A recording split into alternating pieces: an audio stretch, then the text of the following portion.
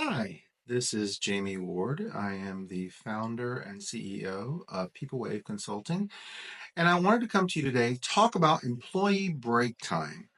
This is a much discussed topic among my consultations with clients and how we implement and how we use and how we interpret various guidelines regarding how employees take breaks. The first thing I want to make very clear to everyone out here that break time is very state specific in terms of how we apply various break times. For example, in California, an employee must receive a 30-minute unpaid lunch break for every 5 hours they work and a 10-minute paid rest break for every 4 hours they work. So that's a basic guideline right there. And each state has their own individual guidelines. Never assume that the state you're in is the same as the state you might have been in a previous situation. So always check the state guidelines.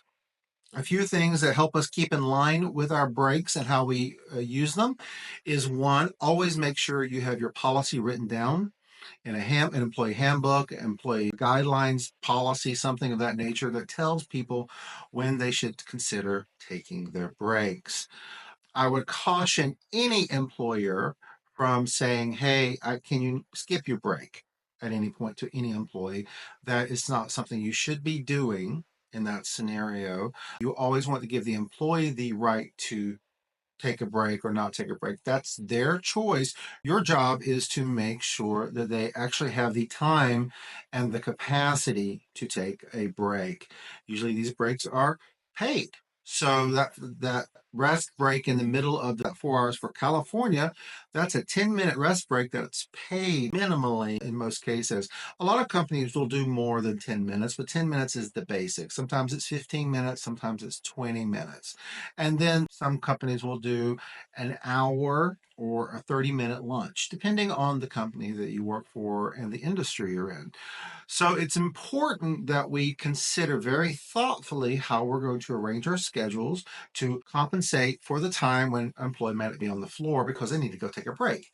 And in terms of just the actual application of your business, this is a right thing to do, in my opinion, because it gives them an opportunity to refresh, reset, come back to the sales floor, the manufacturing floor, wherever they're at, and really so they can be a part of your team without any other underlying personal issues that might be coming up. They might need a snack.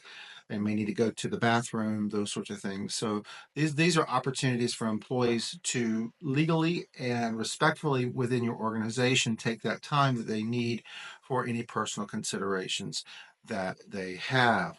In terms of enforcement of breaks, it's like I said, it's definitely one of those things where you do not want to make someone not take a break. That's really not where you want to be, but you want to offer the opportunity to do that for a paid lunch, paid break time off, 15 minutes or something of that nature. That's a voluntary thing by the employee in most cases, but they have the right to have that, and you have to provide that time for them to take that break.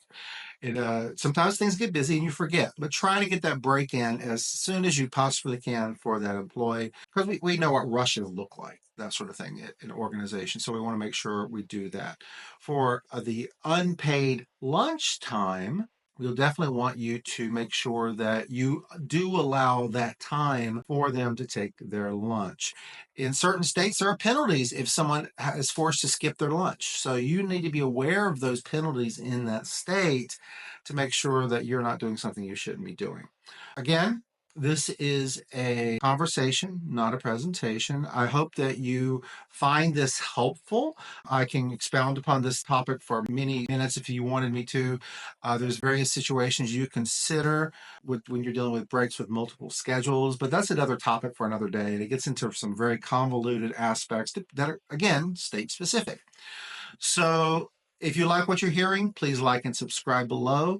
I'm here to help you. So if you have any questions or any comments you want to make, please reach out to me via YouTube comments channel, or you can also reach out to me at jamie@thepeoplewave.com. I hope you all have a wonderful day and the rest of the week, and I'll talk to you soon. Take care.